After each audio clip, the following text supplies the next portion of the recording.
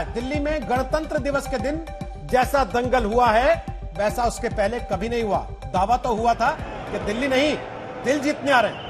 दलील दी गई थी कि गणतंत्र दिवस पर जवान अगर राजपथ पर परेड निकाल सकता है तो अपनी मांग के समर्थन में किसान संघर्ष पथ पर क्यों नहीं निकल सकता। शांति व्यवस्था बनाए रखने की दिल्ली पुलिस की 37 शर्तों को मानने का भरोसा भी दिया गया था, लेकिन किसानों की ट्रैक्टर परेड के नाम पर आंदोलन और अराजकता के बीच का फर्क मिटा दिया गया। हालात ये हो गए कि प्रदर्शनकारी उस लाल किले तक पहुंच गए जहां की प्राचीर से हर 15 अगस्त को देश का प्रधानमंत्री राष्ट्र के नाम संदेश दिया करता है और तिरंगा फहराया करता है। वहां हालात कैसे हो गए, इसे सिर्फ ऐसे समझ लीजिए कि लाल किले पर प्रदर्शनकारियों ने अपना झंडा तक लगा दिया और दुनिया ने कहा कि यह हिंदुस्तान का कैपिटल हिल मूवमेंट है। सुबह दिल्ली के सिंघू बॉर्डर पर सबसे पहले हालात बिगड़े। सिंघू बॉर्डर से लेकर आईटीओ, फिर गाजीपुर बॉर्डर, नांगलोई और यहां तक कि फरीदाबाद में भी बैरिकेड तोड़ डाले गए। पुलिस के साथ प्रदर्शनकारियों की झड़प हुई, पुलिस पर पथराव हुआ तो पुलिस ने जवाब में लाठीचार्ज भी किया। आंसू गैस के गोले भी छोड़े गए, बसों के शीशे तोड़े गए, ट्रैक्टर से स्टंट किए गए और ट्रैक्टरों से रास्ता रोकने के लिए खड़ी बसों को धक्के दिए गए। इस हंगामे के बाद संयुक्त किसान मोर्चा की तरफ से शांति की अपील की गई और कहा गया कि इस अराजकता से हमारा कोई लेना देना नहीं। और इस बीच सिंघू बॉर्डर से लेकर दिल्ली में प्रभावित जगहों पर इंटरनेट सेवा को बंद कर देना पड़ा।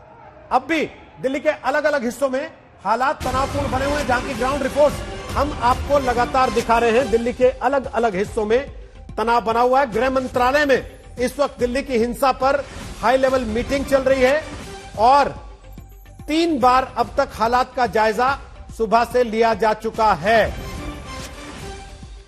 बैठक में हिंसा से जुड़े हर पहलू की समीक्षा की गई है।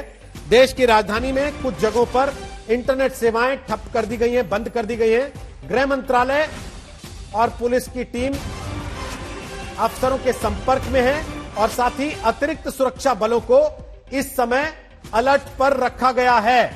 इस समय की परिस्थिति को देखते हुए लाल किले में भी अतिरिक्त सुरक्षा बल भेज दिए गए हैं और तैयारी यह है कि वहां से प्रदर्शनकारियों को पूरी तरह से बाहर निकालकर लाल किले के गेट बंद कर दिए जाएं। लेकिन सवाल यह है कि जब इस तरीके की घटनाओं का अलर्ट पहले से था तो किसान आंदोलनकारी ये अंजाम देने में कामयाब कैसे हो गए? क्या सुरक्षा एजेंसियों पर सवाल नहीं उठेगा? और सवाल उन किसान नेताओं पर भी है जो बड़े बड़े दावे कर रहे थे कि जवान अगर परेड निकाल सकता है तो किसान परेड क्यों नहीं निकाल सकता।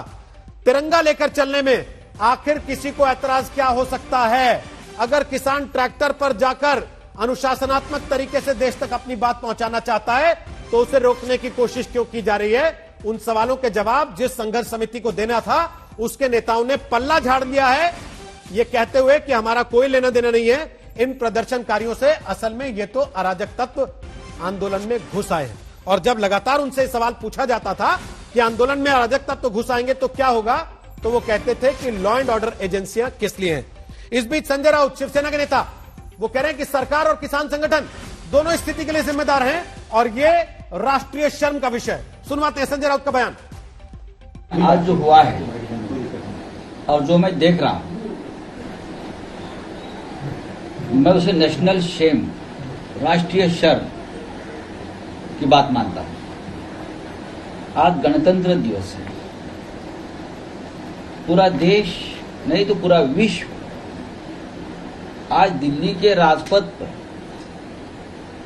जो हमारा देश का एक शक्ति प्रदर्शन होता है, सभी राज्यों के रथ यहाँ वहां आते हैं, चित्र लगाते हैं, झांकियां आती हैं, आर्मी की ताकत दिखती है, हमारी प्रधानमंत्री पूरी सरकार वहां मौजूद रहती है। लेकिन सुबह हमने चित्र देखा था ये, लेकिन दोपहर के बाद पूरे विश्व ने दिल्ली के सड़क पर जो नजारा देखा है वो ना आंदोलनकारियों को शोभा देता है ना सरकार को शोभा देता है। गलत लोग भी घुस आए हैं क्या? पता नहीं, मैं यहाँ बैठे टिप्पणी करूं कि कौन घुसाया है, क्या हुआ है, मैं जानता नहीं। लेकिन यहाँ जो सिंघू बॉर्डर पे जो संगठन ने किया है ब्लॉकेड, वो संगठन हमारे संयुक्त किसान मोर्चा का हिस्सा नहीं है और हमने पहले से बता दिया था ये शरारत कर सकते हैं, हमारे हिस्सा नहीं है, वहां से हो रही है। तो सुना आपने योगेंद्र यादव ने किस तरीके से पल्ला झाड़ा। वो कह रहे हैं पता नहीं कौन लोग हैं, मैं यहां से बैठे टिप्पणी नहीं कर सकता हूं। लेकिन साथ ही यह भी जोड़ देते हैं कि सिंगू बॉर्डर पर जो लोग हैं उनसे हमारा कोई लेना देना नहीं है। हैरानी की बात यह कि उनको उन लोगों में गिना गया था जिन्होंने असल में गणतंत्र दिवस के मौके पर ट्रैक्टर परेड निकालने का सबसे पहले आइडिया दिया था। और आज जब यह आइडिया एक तरीके के दंगल में तब्दील हो गया तो वो पल्ला झाड़ रहे हैं।